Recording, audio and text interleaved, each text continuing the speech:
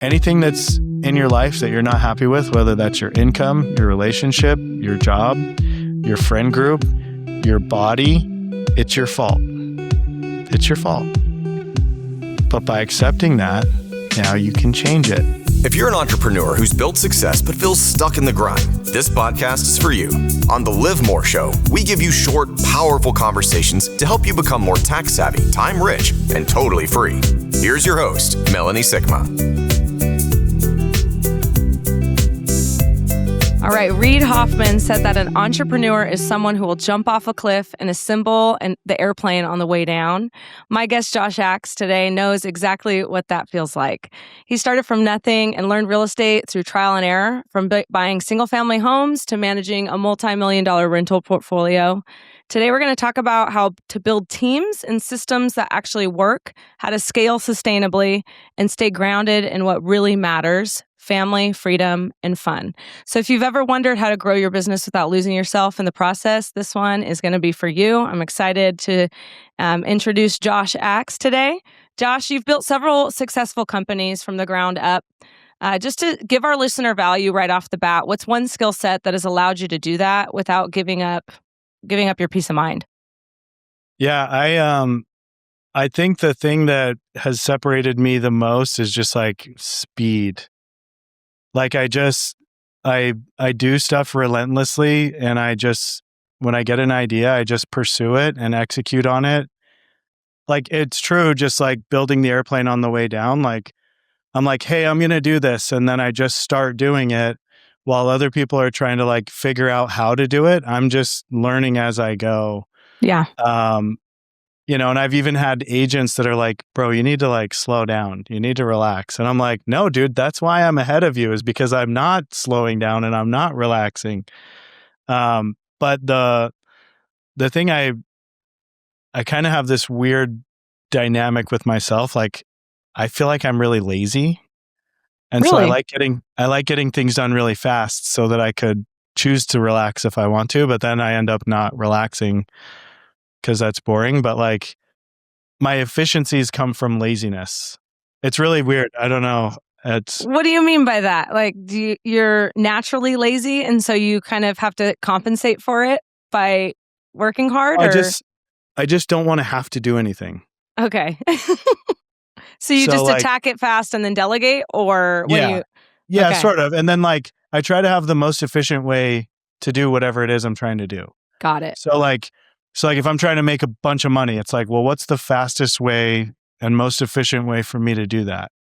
And so like real estate has been a vehicle for that. There's been a lot of like, it's not as easy as people think, but I have come to realize that like real estate's not a get rich quick, it's a get rich for sure. I like that. That's like, I've been saying that kind of often, is like, don't get in it to get rich quick, but do it to get rich for sure. Because if you're in it long enough, eventually you'll have the outcome you want, which is wealth and success. So if you follow the kind of the path. Yeah. But like, don't wait around to execute an idea. If you have an idea, try it out. Yeah. That's the key. If it doesn't work, okay, that's fine. Now you're on to the next one. Yeah. But if you just keep swinging the bat, you're going to hit something. And with business, it's like you can knock it out of the park and then you just keep racking up home runs, with one hit. I've heard the term fail forward. Yeah. Uh-huh. Yeah. Yep. Because you're gonna make mistakes, just fail forward and fail fast, I guess. Absolutely. Yeah, Yep. we talk about that with our kids a lot, because one of my daughters she's afraid to make mistakes. And so we're like, if you're making mistakes, it means you're doing something right. You're trying new things, and it's okay to make mistakes. Like that means you're doing good and you're growing. So Right. Yeah, I like that. Okay. Well, you define living more as having the freedom you want. We had a pre-show form that we had you fill out, and you said it's have the freedom to do what you want, when you want, with who you want. I have the same definition of living more. But I also add how I want it.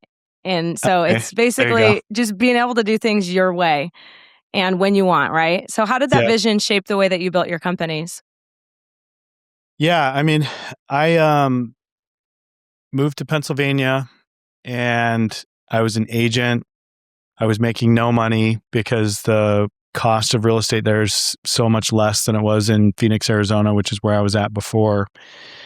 And I was banging the phones, trying to get listings, trying to network with people. But like real estate's so much harder when you know nobody, right? Like one of the first things they tell you to do when you're an agent's like, leverage your circle, call people you know. Like I didn't know anyone. So I had to figure stuff out kind of quick. And my wife was in school full time. So like I was the primary breadwinner.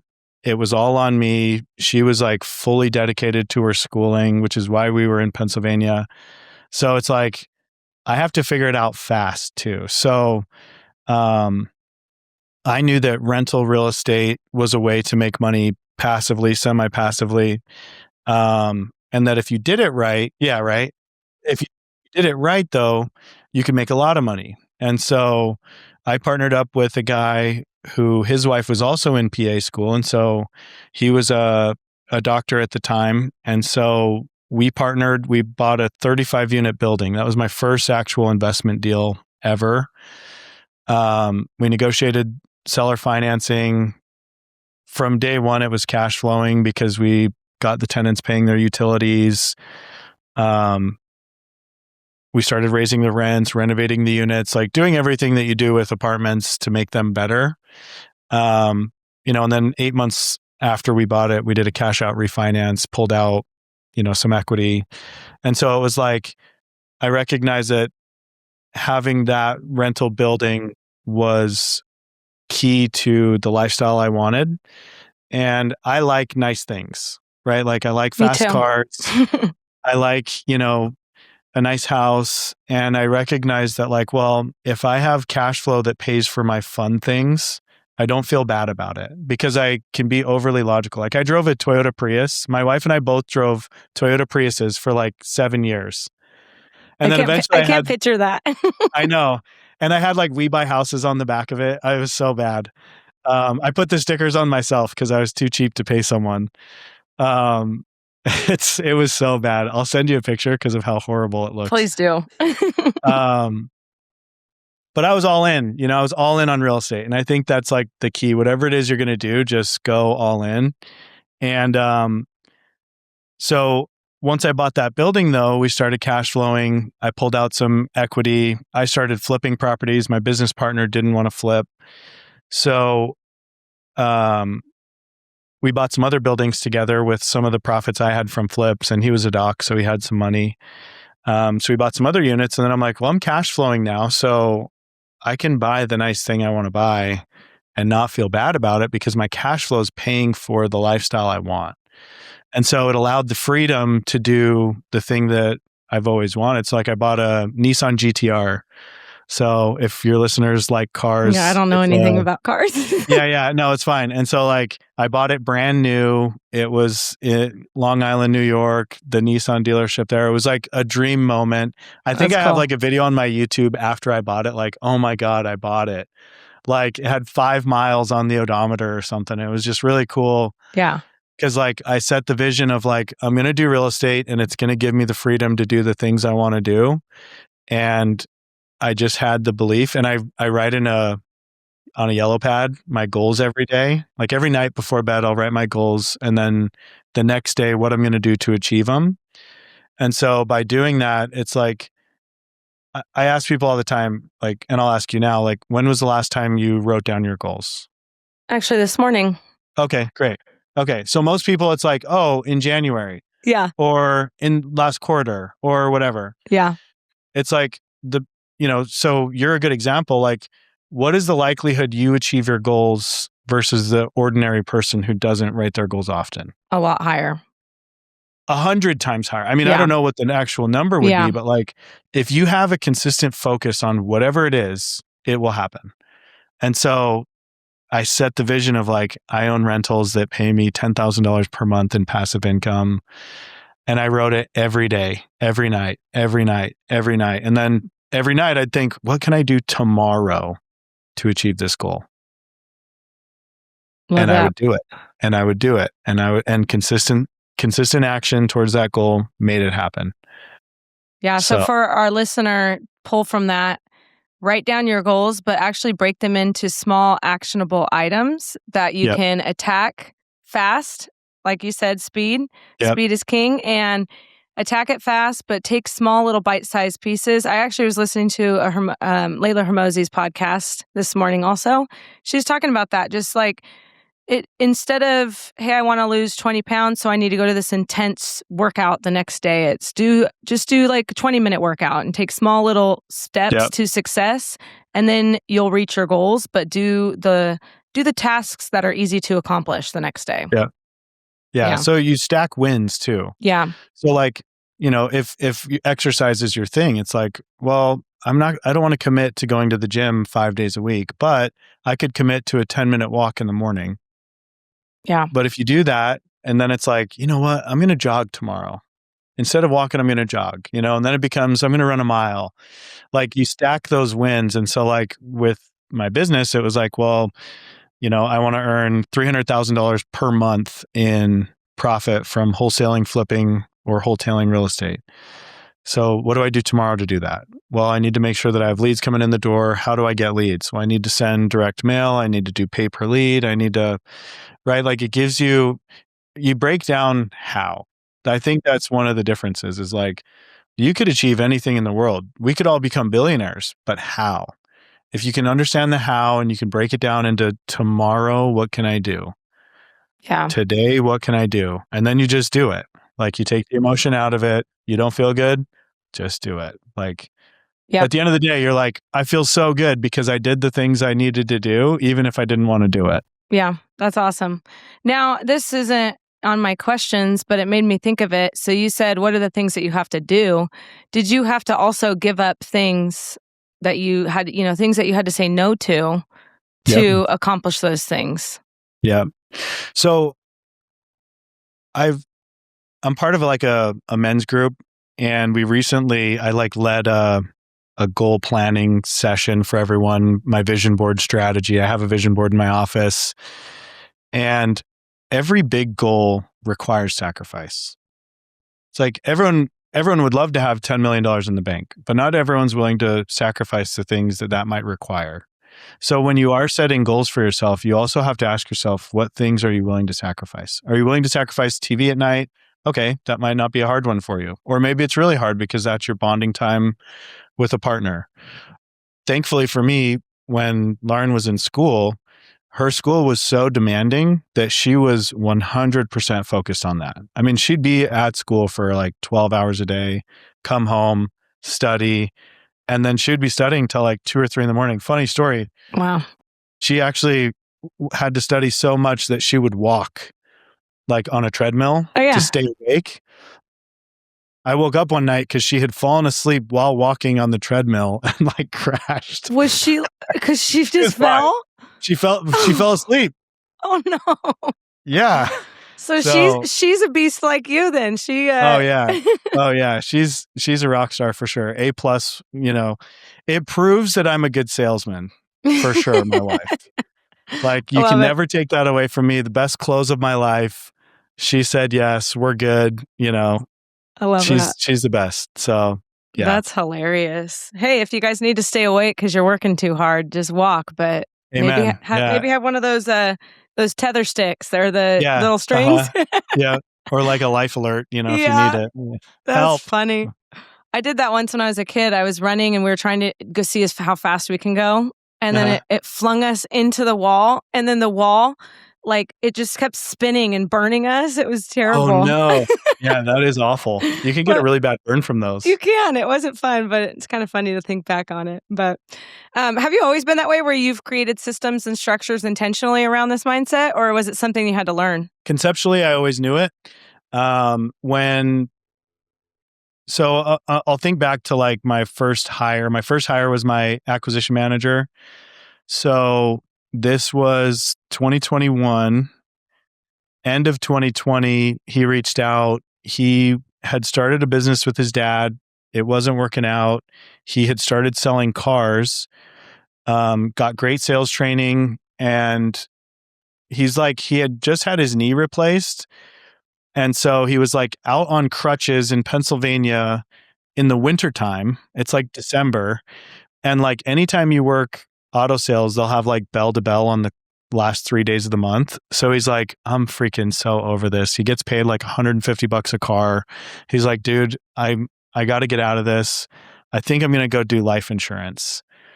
And I'm like, at this point, I had been doing some texting, which I don't think anyone does now, but we were doing a lot of texting. But with texting, you get a lot of like, go F yourself, you suck, you're the scum of the earth. I don't like that mental barrage, I don't deal well with that. So he's like a savage. And so it doesn't bother him at all. And so I'm like, well, hey, I'll bring you on. Like before you go and do life insurance, come work with me for 3 months. If it doesn't work out after 90 days, you can still go do that. But like, let's give this a shot. If you can make money doing the texting and I don't have to like even think about it, like I'll train you, I'll coach you, I'll do whatever, like I'll work you through the sales process in real estate. Like if we can make money together, great. And so I set him up on a salary plus a bonus structure. And so, he did that. And then eventually I started giving him my direct mail leads and he started doing great with those.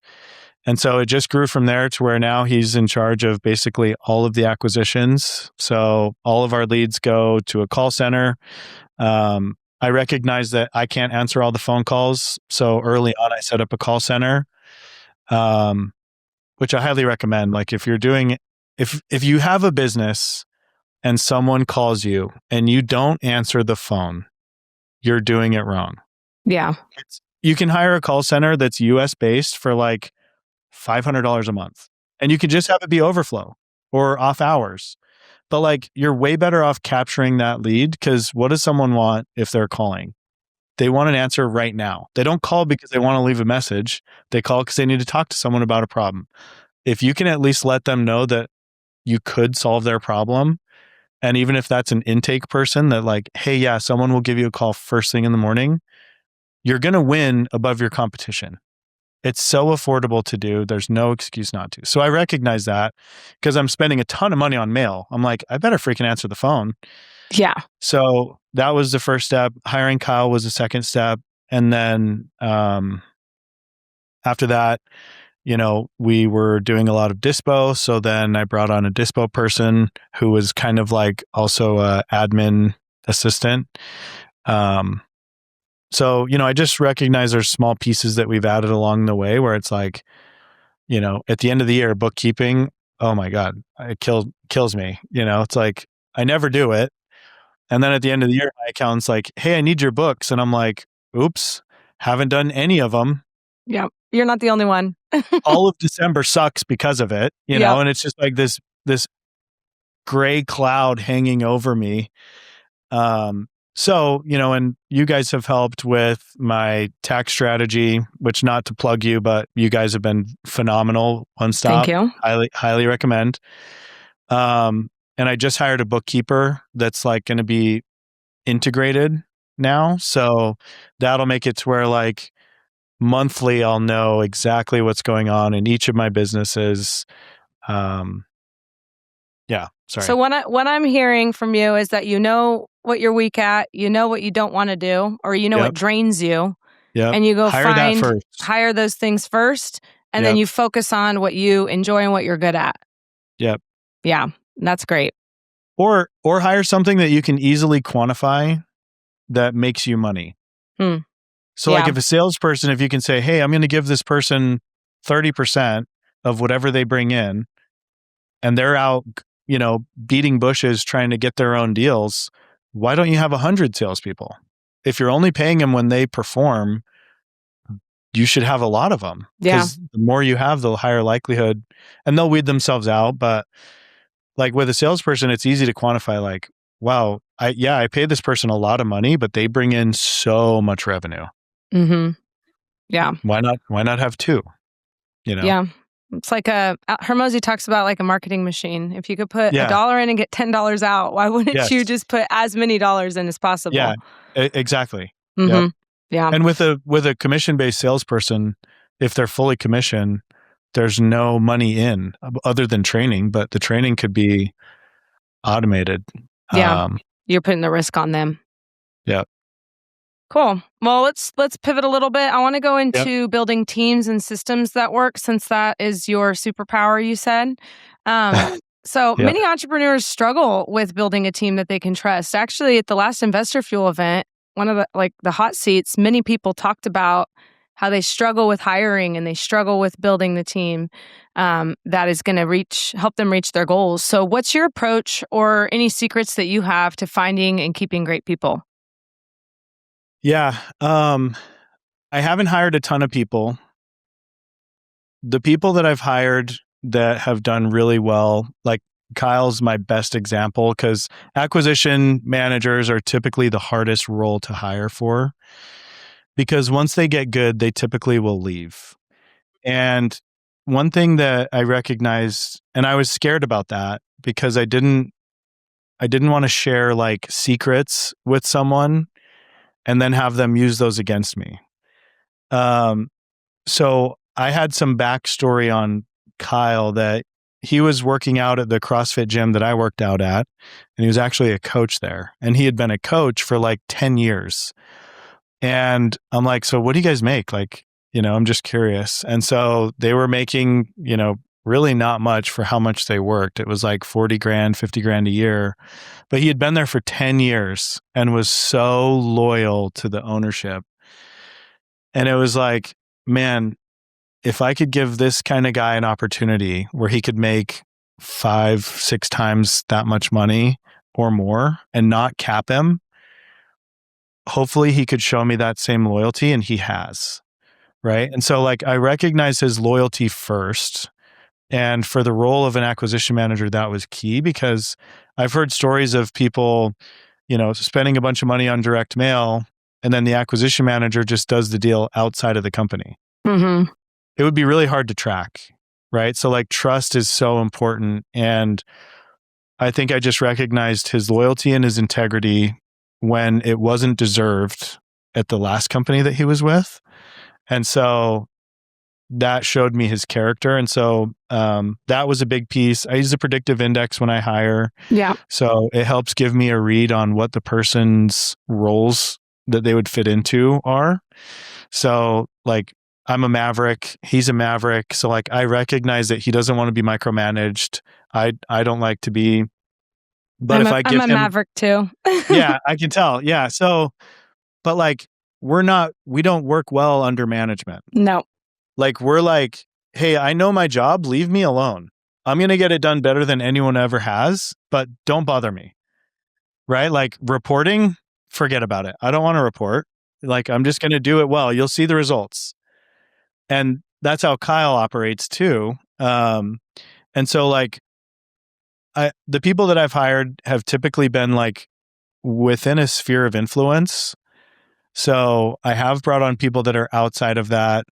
There was one girl that I hired and I fired her the same day because she was going to do like some operations management for me. And I really needed someone because the person I had just left. And so I'm like, shoot, I really need someone now. This year we've been doing a lot of flips. So I need them to like help coordinate contractors, manage flippers, lending, all the stuff. So my last person was training her, and the girl says, well, what's sheetrock? And I was like, oh no, this is not good. So the key that I learned this year is hire someone who's way better at the job you're hiring them for than you are. Love that. So hire someone who's way better at the job that you're hiring for than you are. Because if you're training them, they're only going to be 80, 90, maybe as good as you are. But if you hire someone who's already better than you, and that's the only thing they're focused on, their skill level will just improve. Yeah. Yeah, that's great. Have them teach you something. And you don't have to worry about it because that's all they're doing. That's what they know. That's been like, so I hired an ops manager who has been managing rental property maintenance for a property management company that has a few hundred doors. And she's like managing my flips, and she's freaking incredible. Nice. Like she's a true integrator personality to where like literally she'll be going through like a process that we're creating. Like I'm good at creating the process, but following them since I'm a maverick, it doesn't work. So I'm going through this process with her and she's like, well, no, hold on. When do I need to order the appraisal? And I'm just like, just whenever we need. No, I need to know which step in the process does this happen. Yep. I need to know exactly, And so it's like, I love it because it's so detail and process oriented that I could create them for days, but then following them I don't do. But she like will help create them and then follow them. So it's been like a night and day. That's awesome. Yeah, because the systems need to happen. The processes need to be followed. Doesn't mean you need to be the one that does it. Exactly. Yeah. Yep. No, my assistant's the same way. She'll like ask me questions about the little detailed stuff. And I'm like, I didn't even think of that. So It's so great to have somebody like that to just. And you're like, I don't know. I don't know. But we'll figure it out. Well, and also you get to a point where it's like, that doesn't matter to me. Mm-hmm. So like you use your best judgment and solve that problem to the best you think. And I'm relying on your judgment to fulfill that role. So like the one thing I would say to the listener is like, when you hire someone for a job, let it be theirs. Let them own the role. Love that. I don't want to be in your face managing you. I want you to do this so well that I'm like, hey, a good example is a while back I had hired someone to do like Reddit posts for a different business that I have. And I had mentioned it to her. I walked her through a simple process and then I had just like left it and started, ADHD talking about 5 other things. Yeah. Well, months later, I was like, hey, we should get these Reddit posts going. Like, I think it'll really help for our SEO. And she's like, oh yeah, I've been doing them every week. Did you want me to change how I do them? And I'm like, oh, you've been doing those? You're like, that's hell awesome. Yeah, like that's dope. Like you listened and you did it and you executed. Like she assumed the role and just did it. Right. Like that's how I think, a true team member should be. Like, I don't like calling people employees or that I'm their boss. It's like, we're a team. I might be the team captain right now, but like we're in this together and we're trying to execute this vision. Yeah. I love that. How do you decide what time, like when it's time to delegate something or when it's time to hire somebody? How do you know? When it doesn't get done very well. So like my bookkeeping, I'm like, this is not getting done. I had a bookkeeper who's like a virtual assistant, and having the virtual assistant was creating more work for me because of the number of questions they were asking.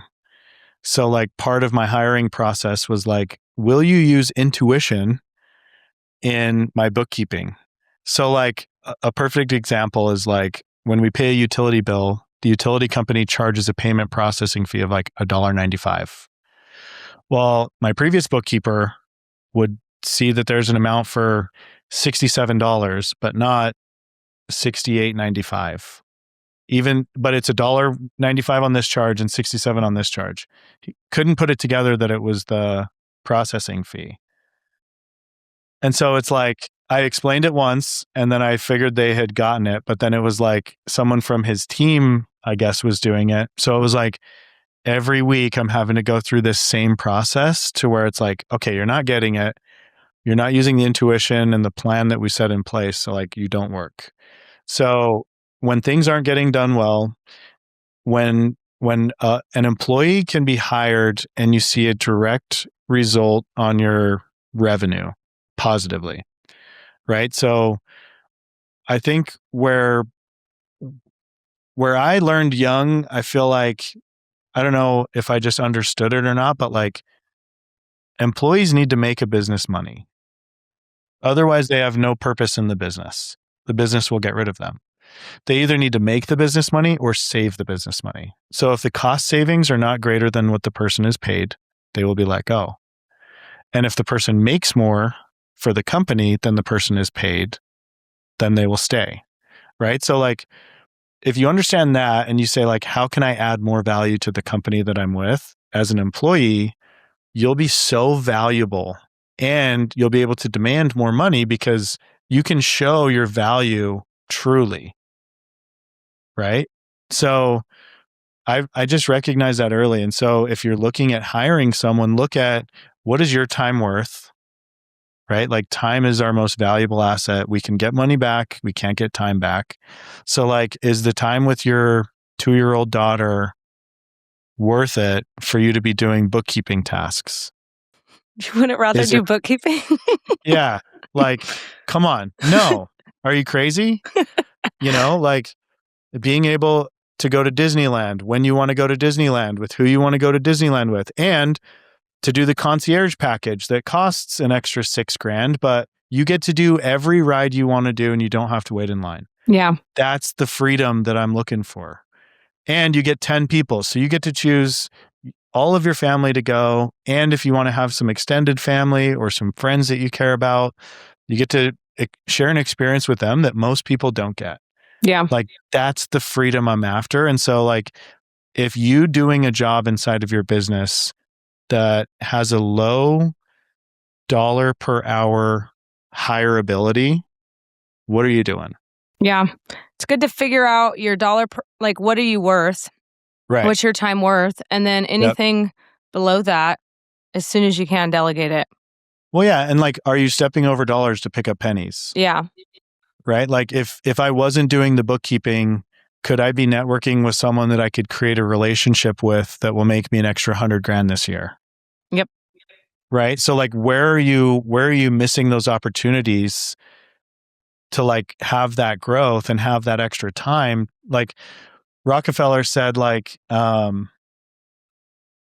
people get so busy working that they don't have time to make money.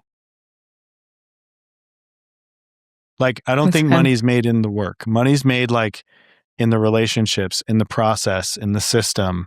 Like if you're busy working in your business, you can't work on your business. And working on your business is usually once you've got a business, right? Like once you have revenue coming in and you have some things, like once you've grinded past the first $100,000, $200,000 per year, you're really like, okay, now I need to start paying people to do some things so that I can replicate pieces of myself and be more me to grow the business to the next level. Yeah.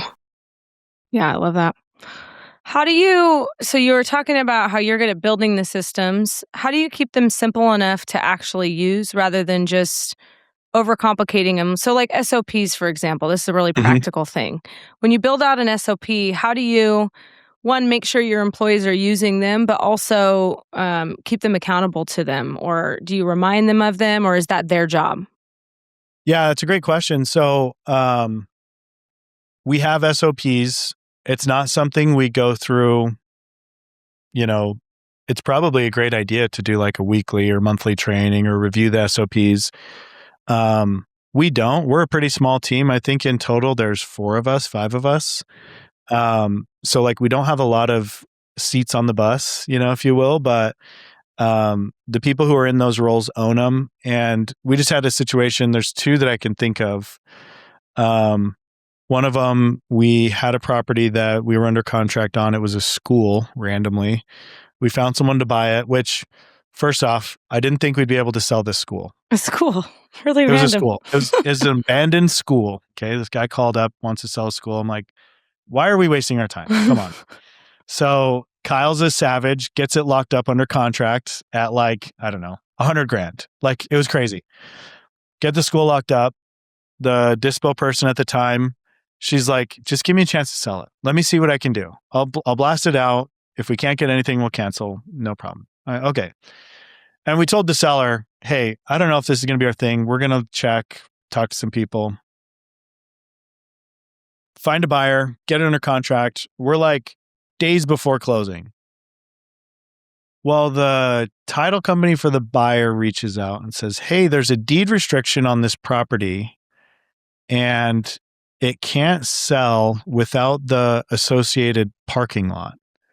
Well, in our purchase agreement, we had this PIN number for the school. We didn't have the PIN number for the parking lot. So both my acquisition manager and my dispo manager have SOPs that say they're supposed to check linked properties in a software we use called PropStream. If they had done that, they would have seen that there was a linked property with that parking lot. and it's right next door to the school. So it's like, that was a miss. Thankfully, it didn't end up costing us anything or nothing came of it, because it just delayed the closing a week because they had to get a new title search and whatever. So that was one situation where it wasn't followed, and thankfully nothing happened. The second one was more recent. We bought a property, and Kyle, for whatever reason, didn't get photos of the basement. I think it was an occupied property. Pennsylvania basements are dingy and gross, and there's cobwebs everywhere. So I don't fault him for not wanting to go down, but he didn't in this situation. He normally does. So we close on it. My contractor remodels it. I review the, we have like a pre-closing checklist. Everything's fine. Looks like a good deal. Great. Wire the money, buy it. Contractor paints it, flooring, whatever. Well, I'm trying to remember how it came about. Oh, my agent goes to list it. And he's like, hey, it's a little cold in here. Where's the furnace? There's no furnace in the basement. In Pennsylvania. So Kyle didn't get photos of the basement. What my ops manager didn't bid for a furnace because we didn't notice it was there. It wasn't there. So everyone missed it. My contractor, for whatever reason, didn't see that there was not a furnace. Like, you'd think we want to know that. But at the end of the day, it was my fault because I'm the owner. I bought the house. I wired the money.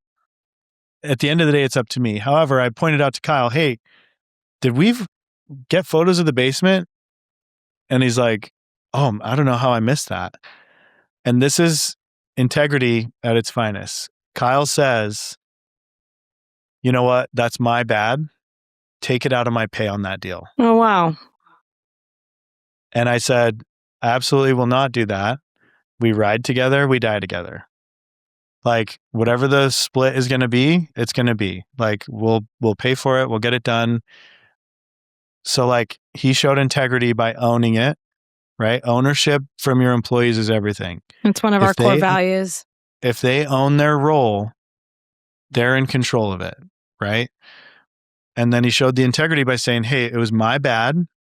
I'll be the owner of that, fault or that responsibility or that cost to the business. And then as the business owner, you can show integrity to the employee saying, hey, you know what? I just paid $5,000 for your education. Don't worry about it. We'll never miss photos of the basement. You'll never do that again. Yeah. Right? Like, it's a lesson that we both learned, but also like it was an opportunity for us both to show like what we're made of. And so that's the kind of person you want to look for. And I've fired people that don't own their roles and don't have ownership in the results. It's like the most important thing to me. Yeah. Ownership and integrity are two of our core values because it really does. If you can't trust them, especially in a remote setting, it's a big deal. So we'll shift a little bit to, I guess, sustainable growth and kind of being present. What does sustainable growth look like to you beyond just numbers, beyond just, like the revenue and all that? How have you ever like yourself felt caught trapped in the grind? Yeah, I think this year especially, they had changed some laws in Pennsylvania that require us to take title of property before we can sell them, whereas previously we could just sell our interest in a contract. So they outlawed that in January. So that really just changed our whole process. And I've recognized that flipping has a lot more decision fatigue for me. So I have been stuck in that. So we've been looking at some other options in terms of other markets, a different process of flipping where instead of us actually remodeling the house, we'll just buy it and then list it on the MLS. Because that avoids a lot of the headache that comes with flipping, like finding good contractors, managing them, managing the payments, managing the loans. There's so much that's involved. And then every time you have a flip, something goes not according to plan. Yeah. So I've been stuck in that. And so I'm working my way through that now. And that just looks like,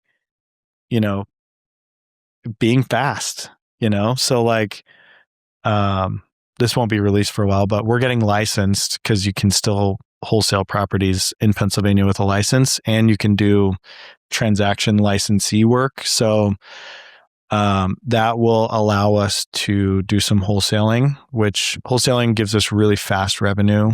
And, in December, we did 12 deals and 400,000 in profit in that month. So it was like, we had just figured it out, and then they changed the rules on us. So it was like really a bummer, but, we'll get back there. So we're going to get licensed. So a month ago, I decided, hey, we're going to get licensed. So we're working through that process now, going through the courses again. I was licensed before, so just go redoing it. Just have to redo it. Yeah, and then take the stupid test, whatever. So yeah, we'll get there. But, just being that speed to execution is like, I'm in the struggle now. I recognize that flipping is not scalable and is not like, it needs so much of me that I'm not willing to give up. So it's like, this isn't working. I can't keep doing this. So I'm going to stop. I just made the choice that like, I'm not going to flip the way that I'm flipping. So we're getting licensed. So we're in that process now. I hope to be licensed in the next 2 to 3 weeks, and then we'll start that engine back up again. But when you're in sometimes it's just getting kind of choosing to be in it for a time period so that you can get yourself out of it later. Well, truthfully, I thought flipping would be easier.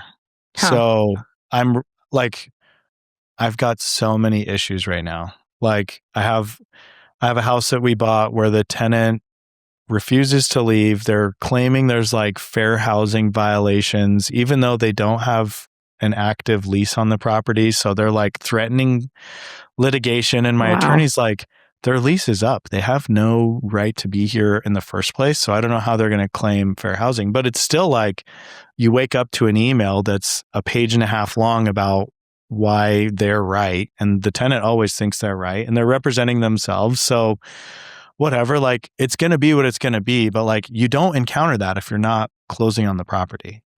Right. If you're assigning the property, then you don't deal with that. A title, I bought a property.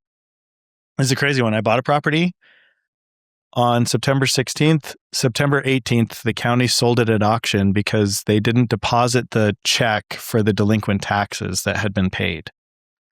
So we paid the delinquent taxes. I get a mortgage. We close on the 16th. They sell it at auction on the 18th. So now I have to file the title insurance claim. I don't know what's going to happen with the interest that I'm paying, which is $1,500 a month. I don't know what's going to happen with the property, with the loan. Like I've already paid multiple points. It's like, that's not something you deal with. Yeah. If you're, lots of headaches. It's chaos, And so I think I'm also just feeling the brunt of it right now. So I'm like, this is enough.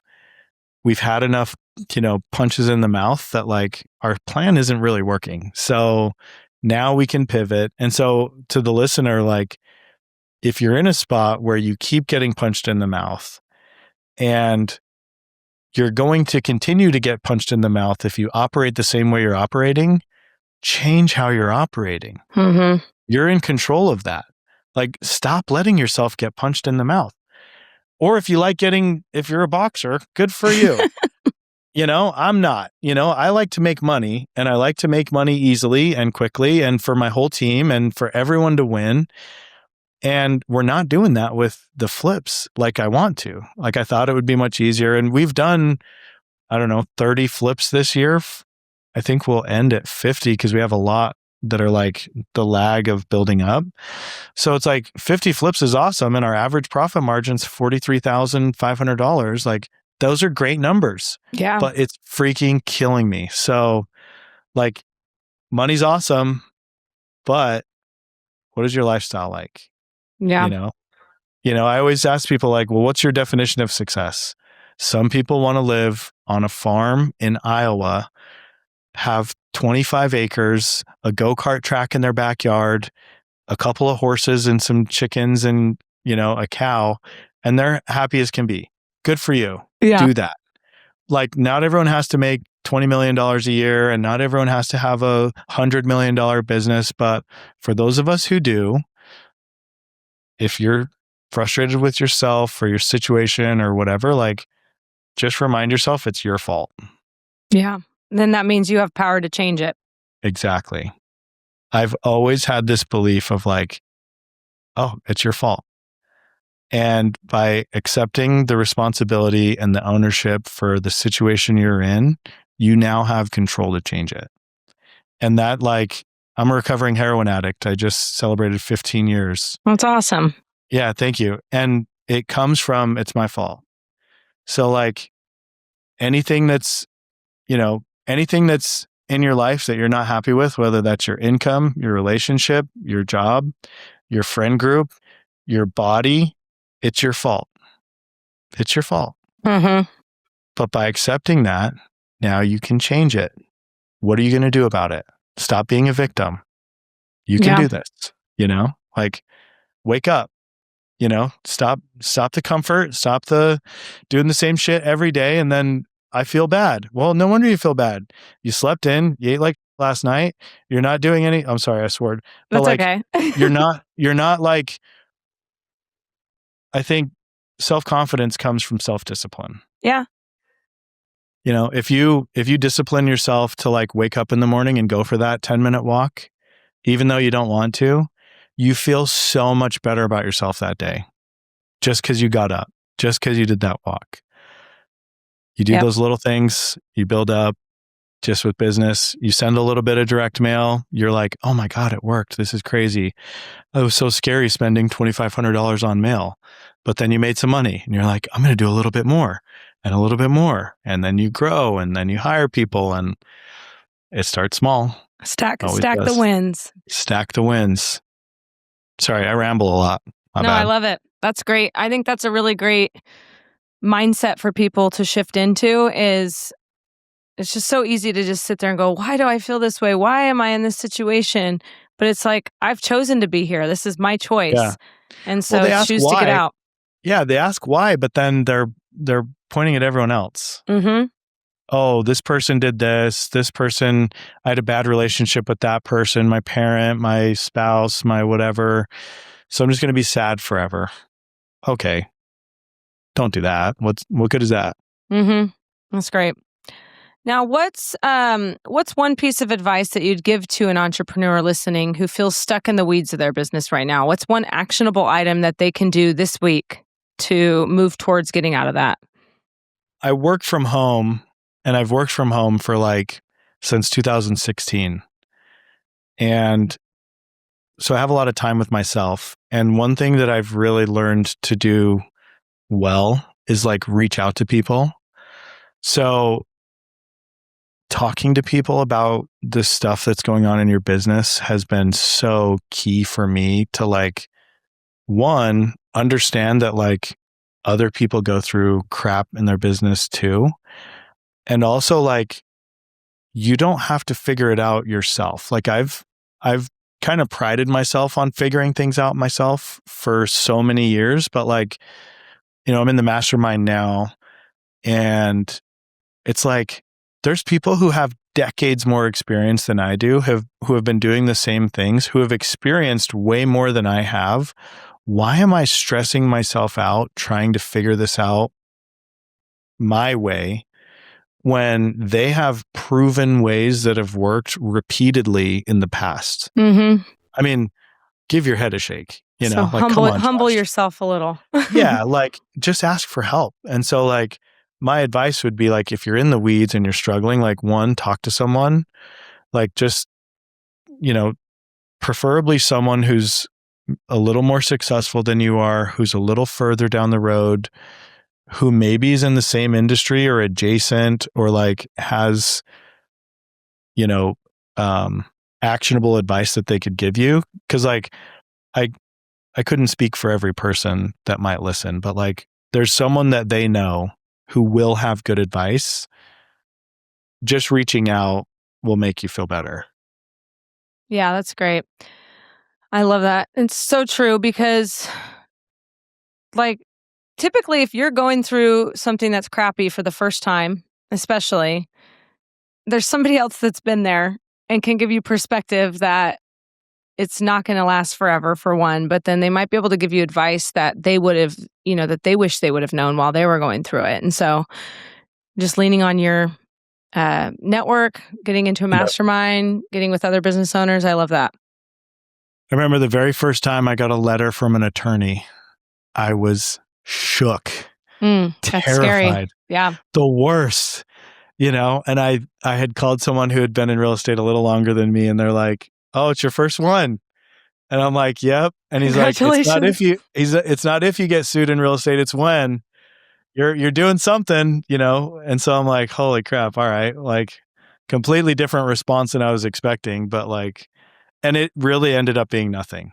So it was like, and we had done everything right, but the person was still mad, and there was nothing we did that left us at fault. So it was like a situation that was just someone being mad about something that, whatever, but it was nothing. And so it was like, man, I was so worked up. I was like, I'm out of real estate. I'm quitting. This is the worst. Thrown in the towel. This is so bad. This is the worst thing ever. You do. It's like you spiral when things like that happen. 100%. I felt like the Tiger King. I'm like, I'm never going to financially recover from this. Yeah. That's the one thing. There's literally nothing. Doing business with my dad has been helpful for that because I bet. He's an old fart. So it's like he's got a lot of perspective that he's been doing taxes longer than I've been alive.